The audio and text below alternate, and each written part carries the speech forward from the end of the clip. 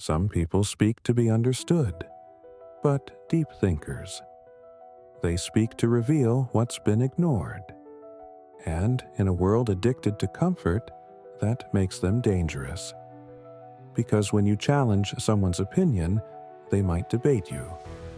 But when you challenge their identity, the story they've told themselves for years, that's when they get hostile.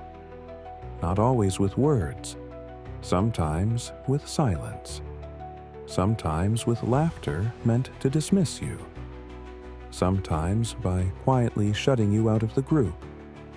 You think they hate you because you're wrong, but they hate you because you might be right, because somewhere deep inside, they've heard the same voice you speak with, the one that says, "There's more than this, wake up."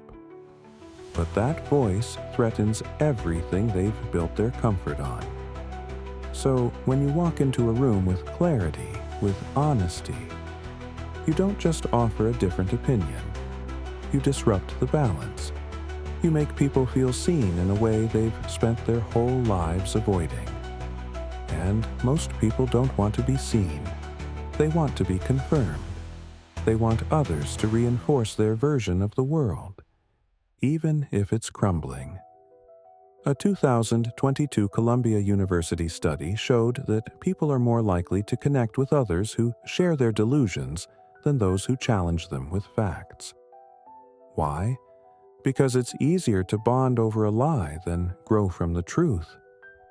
This is why deep thinkers often feel alone. Not because they're wrong, but because they refuse to pretend. They don't fit into surface-level conversations. They see the subtext. They feel what's not said. They ask questions that make people squirm. Are you really happy? Is this path yours, or was it handed to you? Are you growing, or just surviving? And suddenly, the room goes quiet. Because these aren't just questions. They're psychological earthquakes. Truth threatens identity. And identity is what people defend like life itself. So what do the deep thinkers do? They get tired. Tired of censoring themselves to stay likable. Tired of pretending they don't see the patterns. Tired of being treated like the problem when they're the only ones willing to address the real one. So they go quiet. But here's the twist. That silence, it's not surrender. It's strategy. Because when you stop begging to be understood, you gain the freedom to understand yourself. You stop trading your truth for comfort. You stop diluting your thoughts just to stay invited. A 2023 study from the University of Toronto found that people who consistently practice self-interrogation, asking themselves uncomfortable but truthful questions, develop greater psychological resilience, stronger life satisfaction, and clearer long-term goals. That's what solitude does. It trains the mind to filter noise, to hear its own wisdom, to stop outsourcing clarity.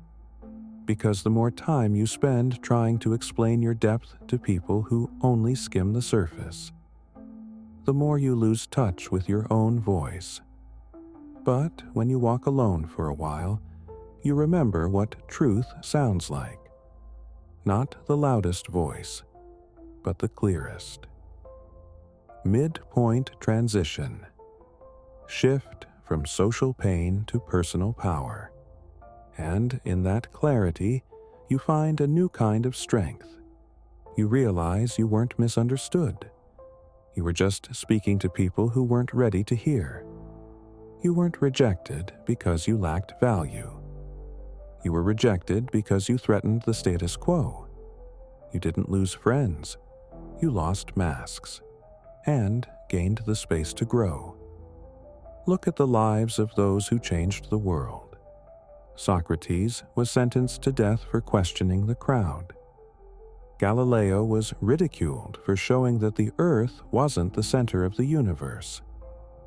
Malcolm X, before his death, said, "I'm for truth, no matter who tells it. I'm for justice, no matter who it is for or against." These men didn't chase applause.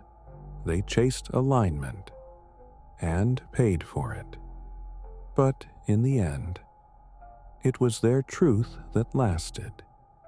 Because comfort fades, trends fade, but clarity echoes for centuries. So, if you've been exiled for seeing too deeply, don't curse it. Use it. Build in that silence. Train in that solitude. Sharpen in that rejection.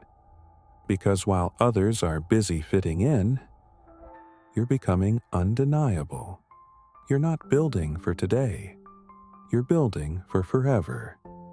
And one day, when those same people who laughed, ignored, or dismissed you are lost in a sea of shallow distractions, your clarity will cut through the noise like a blade. Because deep thinkers don't just observe the world. They reshape it. How to apply it.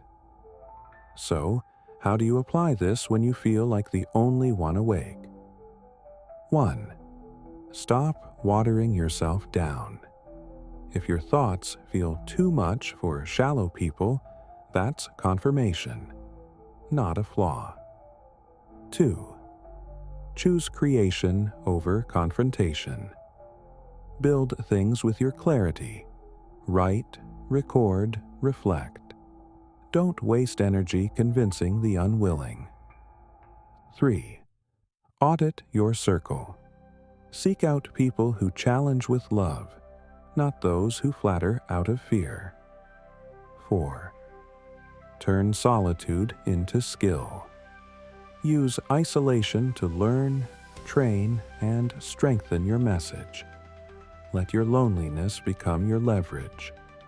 And finally, never let the world shame you for seeing clearly, because they'll resist you first, then copy you later.